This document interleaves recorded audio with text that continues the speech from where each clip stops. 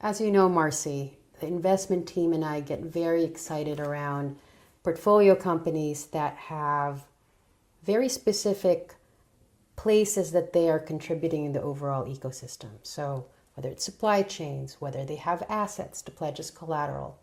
I'm curious to hear your thoughts around the pragmatic application of what you described in a hospital setting, in these assisted dwelling unit settings. Where are the opportunities there for us to actually provide capital? Yeah, it's a really good question. We have a limited number of hospital beds in the United States. It's significantly decreased over the last 20 years, and over the last 5 years, in particular, rural hospitals are closing at an incredibly fast rate. And so we're just more and more constrained in having enough beds for the people that need them. The other issue is, as we age, more chronic conditions, more people end up in the hospital. And so on any one day in a lot of major cities, there's 50 people waiting in the emergency room to get a bed upstairs in the hospital. It costs twice as much to sit down in the emergency room waiting, and it's worse quality.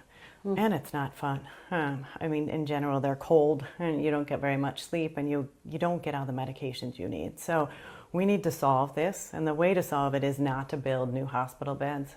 Frankly, new hospital beds are about $2 million a bed from a build perspective, and even if we can build them, we're not going to be able to build them fast enough. So we need an alternative, and that alternative we've already talked about is bringing things into the home. Yep. And so whether a home is a assisted living or my vision of something that looks different than even today, we need to be able to bring diagnostics and therapeutics into the home. And so what does that mean? It means in the past we've had to go to a hospital to get a CT scan. Yeah. You know, we've had to go to an MRI, a Shields MRI, somewhere else outside of the home to get an MRI.